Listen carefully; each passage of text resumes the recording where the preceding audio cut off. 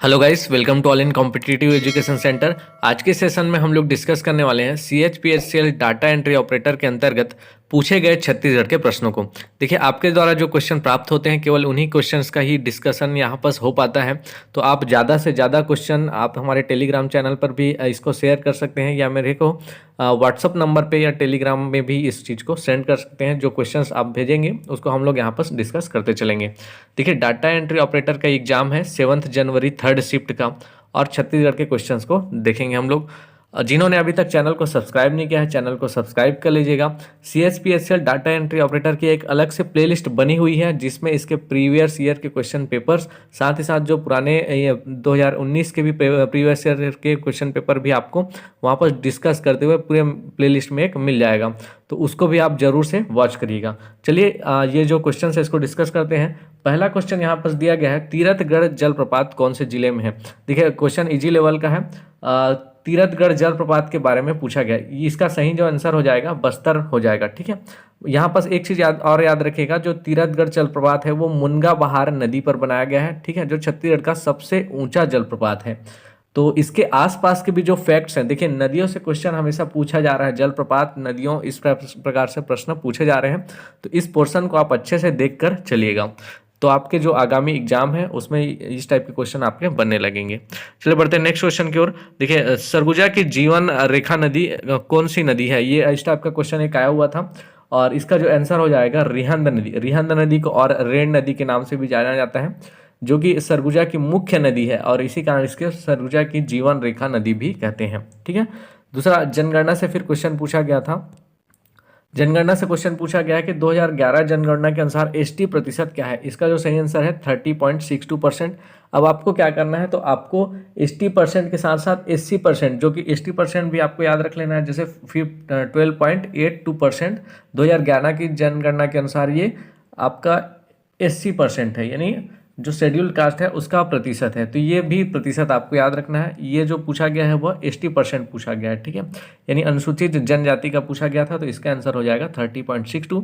आपको schedule caste का भी याद कर लेना है, यहीं पर 12.82%। ठीक है, चलिए बढ़ते हैं नेक्स्ट क्वेश्चन की ओर। 2019-20 में स्वच्छता पुरस्कार किस राज्य को प्राप्त हुआ है, और इसका जो सही आंसर है वो छत्तीसगढ़ है। 2019-20 में स्वच्छता पुरस्कार में राज्यों की श्रेणी में छत्तीसगढ़ को प्राप्त हुआ है। वहीं आप सभी को पता होगा कि जो स्वच्छतम शहरों में इंदौर टॉप पे था। ठीक है, बढ़ते हैं नेक्स्ट क्वेश्चन की ओर। छत्तीसगढ़ मानव अधिकार आयोग के अध्यक्ष कौन है।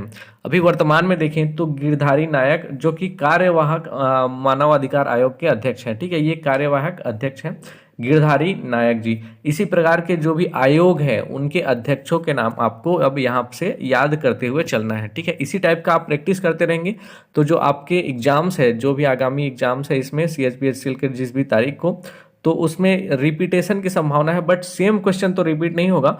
इसके जैसा आप क्वेश्चन याद करेंगे तो वो आपके लिए ज़्यादा बेनिफिशियल रहेगा। चलिए बढ़ते हैं नेक्स्ट क्वेश्चन की ओर। प्रधानमंत्री आवास योजना के क्रियान्वयन में छत्तीसगढ़ का कौन सा स्थान है। देखिए, इसमें सन 2018 में पूछा गया होता तो इसका जो स्थान था वो पहला था। 2020 का जो आंसर है वो मेरे को मिला नहीं है। अगर आपको इसका सही आंसर पता है तो मेरे को कमेंट बॉक्स में कमेंट कर कर बताइएगा। ठीक है, क्योंकि इसकी जानकारी मेरे को नहीं है, तो आप इसको कमेंट बॉक्स में कर कर बताइएगा, ताकि जो जिनका अगला एग्जाम है उनको ये जानकारी मिल सके। ठीक है, इस प्रकार से रैंकिंग भी आपको याद करते चलनी है।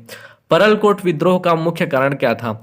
अब इसमें जो मुख्य कारण था, अंग्रेजों और मराठों के जो अबूझमाड़ियों पर शोषण हो रहे थे, ये उसका मुख्य कारण था। अब आपके ऑप्शन पर डिपेंड करता है कि किस टाइप से आपको ऑप्शन दिया गया था वहां पर। ठीक है, चलिए बढ़ते हैं नेक्स्ट क्वेश्चन की ओर। अजमेर सिंह के काल में कौन सा विद्रोह हुआ था।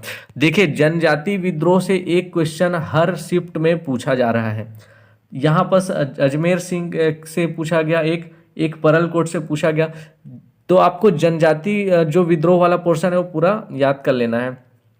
अजमेर सिंह के काल में आप देखेंगे तो हल्बा विद्रोह हुआ था। सन 1774 में ये विद्रोह हुआ था, और हल्बा विद्रोहकर्ता के समय शासक अजमेर सिंह और नेतृत्वकर्ता भी अजमेर सिंह ही थे। ठीक है, रथ यात्रा की शुरुआत किसने की थी। इसका जो सही आंसर हो जाएगा, रथ यात्रा की शुरुआत पुरुषोत्तम देव ने की थी।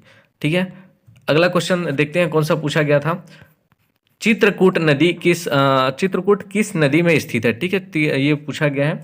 तो चित्रकूट जो है इंद्रावती नदी, पर स्थित है और इसे बस्तर की जीवनदायिनी नदी भी कहा जाता है। जैसे सरगुजा की जीवनदायिनी नदी कहा जाता है रिहंद नदी को, उसी प्रकार बस्तर की जीवनदायिनी नदी कहा जाता है इंद्रावती नदी को। ये चीज़ आप याद रखते चलिएगा। ये जो चित्रकूट जलप्रपात है किस जिले में स्थित है, तो ये भी याद रखिएगा बस्तर जिले में स्थित है। तो इस प्रकार से और भी अगर क्वेश्चन मेरे को मिलते जाते हैं तो मैं वो सारे क्वेश्चंस को डिस्कस कर दूंगा। और जिन्होंने अभी तक चैनल को सब्सक्राइब नहीं किया है, चैनल को सब्सक्राइब कर लीजिएगा।